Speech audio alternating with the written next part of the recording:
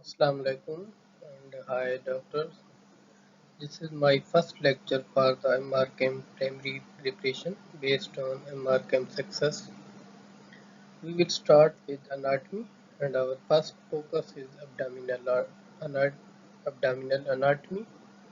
These slides contain only the important exam relevant points for each topic, and to begin we will start from the abdominal aorta. So abdominal aorta, from where it starts? It starts from the abdominal aorta begins at aortic hiatus at T12 level and ends at the L4 level about 2.5 centimeter below the umbilicus, slightly left of the midline. Celiac, so they gives arteries. Uh, Only important arteries are discussed here. Celiac trunk arrives at the superior border of L1. These levels are very important. So superior celiac trunk arrives from the superior border of L1, and superior mesenteric artery arrives at the inferior border of L1. Renal artery arrives at the L2 level, and the inferior mesenteric artery arrives at L3 level,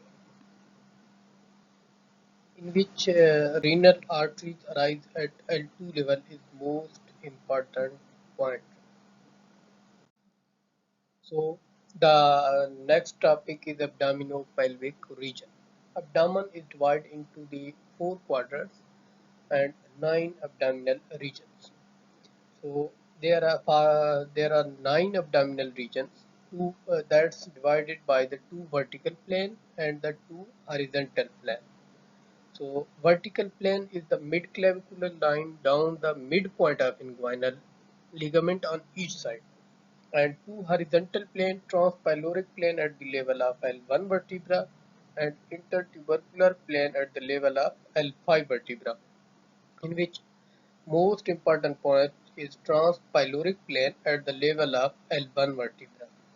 So these lines divide abdomen pelvic into nine regions, starting from right hypochondrium, epigastrium, left hypochondrium, right lumbar, umbilical, left lumbar, right iliac, hypogastric, and left iliac region.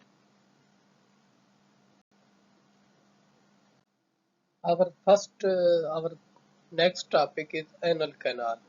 Anal canal is the last 4 centimeter of the gastrointestinal tract. It's divided by pectinate line, dentate line into upper two-third and lower one-third. Upper two-third epithelium is columnar and lower one-third epithelium is stratified squamous epithelium. Upper one-third is visceral innervation, insensitive to pain, touch and temperature, and lower one-third is somatic innervation, highly sensitive to pain, touch and temperature. The lower one-third is supplied by pudendal nerve. So pectinate lines is the mark change in the epithelium, blood supply, lymphatic drainage and nerve supply. So pectinate line is important point in this slide. So anal canal continue. Above pectinate line, lymphatic drainage goes to internal iliac node that's drained into the para-aortic node. And nerve supply is autonomic and nervous via inferior hypogastric plexus. So it's above pectinate line, uh, insensitive to pain. Below the pectinate line, lymphatic drainage is superficial inguinal lymph node. This point is important. A superficial inguinal lymph node. So nerve supply is also important, pudendal nerve. So basically these 2 points are very important in this slide. Supplies external anal sphincter and skin of perineum and pain sensitive. Key above visceral, below somatic. So effect sympathetic nerve inhibit defecation, cause internal anal sphincter contraction, reduce peristalsis. Parasympathetic nerve promote defecation, cause internal anal sphincter relaxation, increase peristalsis. Sympathetic storage, parasympathetic empty. So control of defecation, 3 points are important. Intra-abdominal pressure increases, but puborectalis muscle relaxes, and rectal smooth muscle contract and sphincter relax. These uh, increase pressure plus angle straighten plus sphincter open defecation.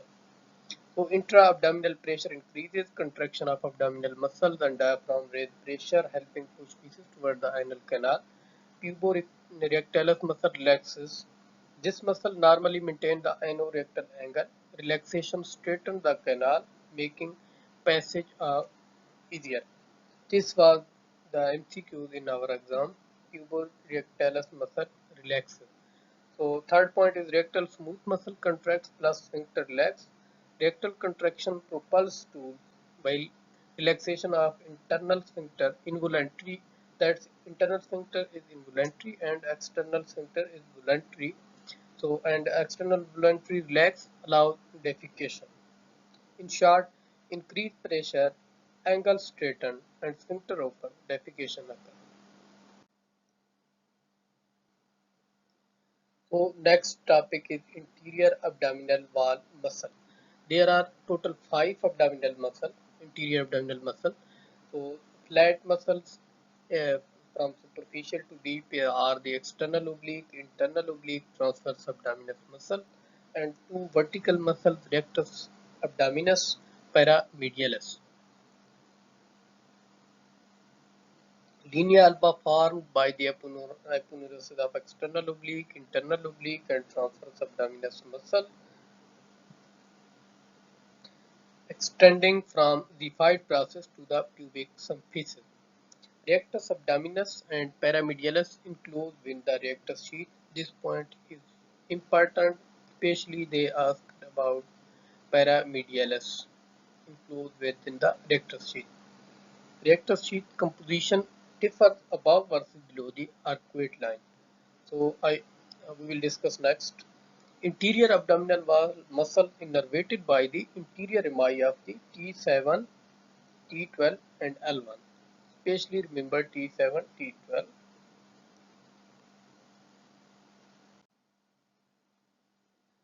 So rectus sheath composition above the and below the arcuate line is different.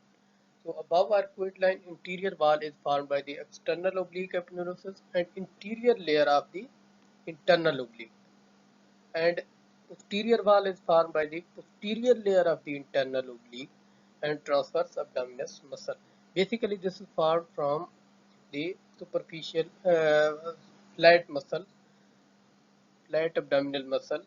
So, interior abdominal wall is formed by the external oblique and the half of the internal oblique, especially interior layer. And posterior wall is formed by the posterior layer of the internal oblique and transverse abdominis aponeurosis. And below the arcuate line, all the flat muscles are interior wall, external, internal, and transverse abdominis, all passes interior, and posterior wall, only transversalis fascia is present. This is important point. Posterior wall is below the arcuate line is only formed by the transversalis fascia. So below the arcuate line, weak area, sides for hernia. Next is the content of rectus sheath. This is important.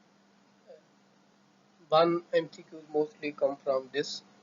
Rectus abdominis muscles, paramedialis, superior epigastric, inferior epigastric, lymphatic vessels, terminal part of lower six, thoracoabdominal nerve T7 to T12.